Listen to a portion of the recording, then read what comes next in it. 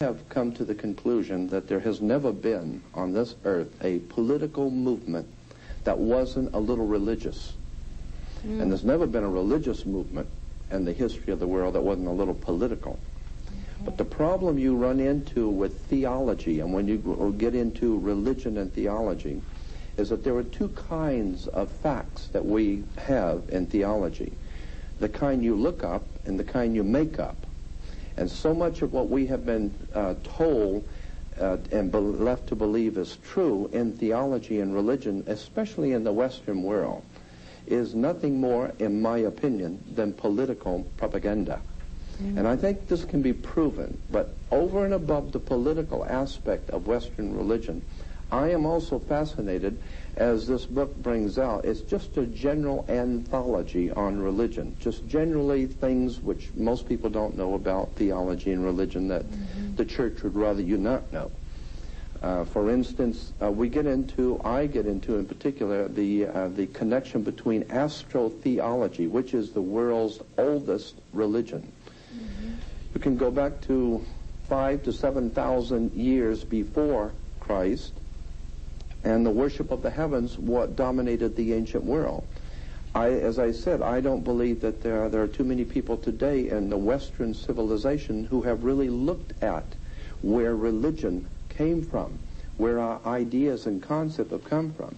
Now, we don't mind, we are all aware of how other people can be wrong in what they believe, because other people, we have a theology, and other people have a mythology. Other people are wrong because they don't share your concepts and your belief, and that's because they don't understand. They're wrong, but they don't understand. I am saying that we can all be wrong. There's not one human creature on the earth that is so well informed that they cannot possibly be wrong on something. All I'm asking my audience to do is to look at the facts of where Western religion has come from and look at behind the scenes the connections between government and religion. Let me give you an example. Okay, but all right. Well, let me give you a quick example of just the point I made between tying government in with religion. When you go into most churches today, you will see the altar is 3 tiers high. It's 3 degrees high. It has, in most churches, they will have a fence with the gate, and only the priest can go through the gate or through the fence up until the altar. When the priest, the clergy, comes out, he's dressed in a long robe. Everyone stands out of respect. It's the same thing in any courtroom. You have the people of the congregation out here. You have the fence with the gate, and only the attorneys can go through and speak for you. And the bench is 3 tiers high. The 3 tiers high in the church and courtroom stand for the first 3 degrees of Freemasonry. When the judge comes out, he's dressed in a long black robe, just as the priest is dressed in a long black robe, just as you will be dressed in a long robe when you graduate from university or college. The connections are continual. The judge can sit and look down on you, for he represents the law, spelled L-A-W. You need to look at where the word law comes from. And then, of course, the priest can look down on the audience and the people in the church. He represents God, which is the law. So you're saying that people should start looking at things with a different eye. Yes. Than what they, in other words, people just take it for granted. This has always been, and this is the way it is. Absolutely. But there is an origin for every one of these things. Gerald Massey, one of the greatest Egyptologists that ever lived, wrote that they will find it difficult, those who have accepted the authority as truth, rather than the truth as authority. And so I'm saying that that's what's happened to us as a civilization in the West. I'm not interested that much in the East tonight. I'm more interested in our Western way of life and the religion, the philosophies that guide our lives, the mere fact that in this country, in America, when you run afoul of the law, they say you have broke the law, just as Moses broke the law. And of course the sheriff has a 6-pointed badge as the Star of David, or the 6-pointed hexagram. All of our judicial proceedings in court are based on the old common law of England or Britannia. And incidentally, Britain is Britain or British. And Brit in Hebrew is a contract or a covenant. And the word ish means man or men. Therefore, the word British is the covenant men, or men of the covenant. Okay. It's a fascinating story when we understand that our government is based on religion, and we didn't even know it. And I'm saying, wake up, do your homework. Okay. You have such a vast amount of information that I have to try and hold you back a minute because I want to get into more things. Okay. I want to say some things here. Okay. For one thing, first, let me say this. How would you classify yourself? I mean, are you religious or are you spiritual? Are you what somebody would say agnostic? I mean, what are you? I'm a common man, an ordinary man, in the pursuit of an extraordinary subject. I consider myself to be one who appreciates and will fight for truth. You are a truth seeker. I think that's probably the best way to term it. I am an extremely spiritual person in that I hold very, very high spiritual morals, ethics. I believe in a very powerful spiritual force that dominates and overshadows the world. Christians call it God. Others may call it something else, but I have a very high respect for spirituality. I have no time for religion as such. Anything that is organized by man, quite certainly, is not touching God. I think that we have a direct connection with our Creator, with that great spiritual God force in the universe. We don't need another man to intervene for us. Okay, so then would you say that, let's say somebody might say, well, how dare you question the Bible? I mean, how dare you write a book like this? You must be a demon or something. How would you answer that? I would say the same thing has been said of Solomon Rushdie. How dare you question the Quran? How dare you question the Karl Marx in the Communist Manifesto, or Mao and the Little Red Book of Mao? How dare you question authority? I'm saying that the man that we read about in the New Testament, the one called Jesus, if he taught us nothing, it was to question authority.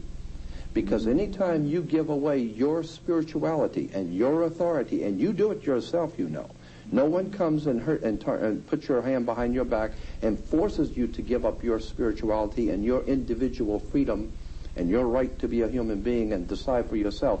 You do that yourself, and when you do that and you give up your sovereignty to the government, to the church, to a religion, to a book, to a concept, to anything, you are enslaving yourself. All I'm asking the public to do is do a little research. See if what I'm saying is wrong and judge for yourself. I'm not advocating. I'm not running for a political position. I'm not trying to start my own church. What I would like to see done as a spiritual revolution in this country where people say, just say no. Just say no to organized religion. Just say no to organized government. Just say no to tyranny. I don't care where it is and what color it is. Bigotry, ignorance, ill-informed stupidity. Just say no. From here on out, the point I'm making is that you need to do your homework. You need to study and find out where things came from. But what happens? What happens when they do find out? What happens to those who their whole life has been the Bible? There's so many people who have, the Bible is what keeps them going every day. What will they have to replace it? Ask the Russians in Russia today. Ask the Russians in Russia today, what is it like when you find out that you've been hoodwinked, that your government was not the most powerful, the most wonderful government on earth, and now it has totally collapsed? Now what are you going to do? You trusted, you brought up your children, you wasted your entire life, and you went along to get along. And now what happens? Your whole world is collapsing around you. And why? Because you didn't do your homework and you didn't stand up for what was right when you could have. You went along to get along. because it was comfortable at the time, and now it's very uncomfortable. And I'm saying that that's what we all have to do, is look at the uncomfortable facts, that nothing is permanently on this earth. That nothing is permanently on this earth. No. Let's see. They have here Bible models, Bible morality. They have here, who was Jehovah? And this is Thomas Jefferson who wrote this. Who was Jehovah? A being of terrific character, cruel, vindictive, capricious, and unjust. Then also, who was Abraham? An insane, barbarian patriarch who married his sister, denied his wife. Who was Jacob? Another patriarch who won God's love by deceiving his father, cheating his uncle, robbing his brother. This is Bible morality. Now understand, I didn't write that. Other authors are in the book. Okay. But the point I wish to make, one does not need to even read the book.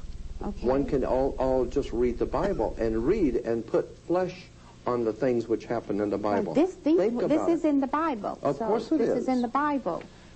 Are you aware that there were 15? Now let me ask you something. Are you aware that there were 15 other major religions? This is history now. Okay. Not conjecture, history.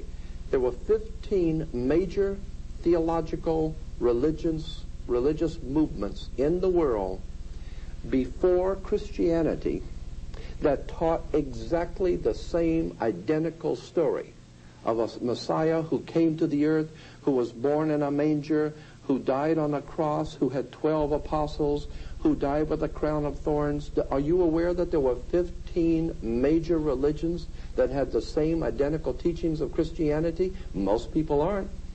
And I'm very suspect of a 16th religion which is copied off of 15 previous religions, and I am told that this one is the truth. I become very suspect. That's the way I am as a teacher and as a researcher and a writer. I become rather suspect, and I tell you something else I'm very suspect, and that is the connection between government and politics today in America. I think both should be investigated, and that's what this book attempts to do. Look behind the scenes of both our authorities in the world, religion, politics, and money.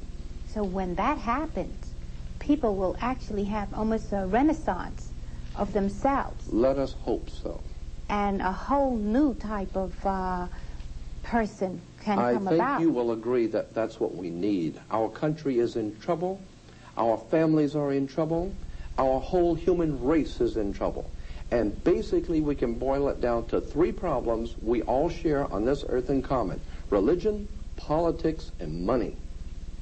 And I'm telling you the 3 are not separate, they are all one, because in the ancient world, the king always represented not only temporal power, but also heavenly power. He was the connection between the people and God.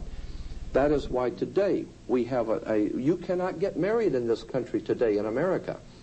We are told that there is a division between church and state. No such division exists. If you want to start a church, you must get a 501c3 permit from the government. You must get permits.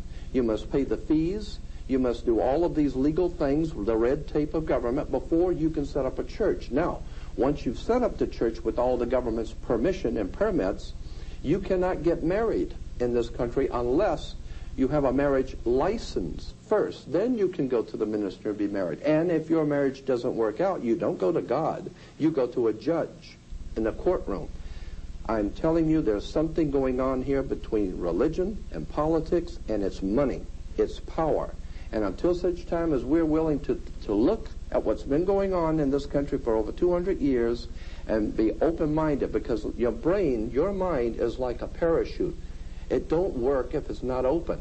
I'm telling you, we can be exploited if we're not willing to open our minds, open our hearts, and say, let's look at the facts.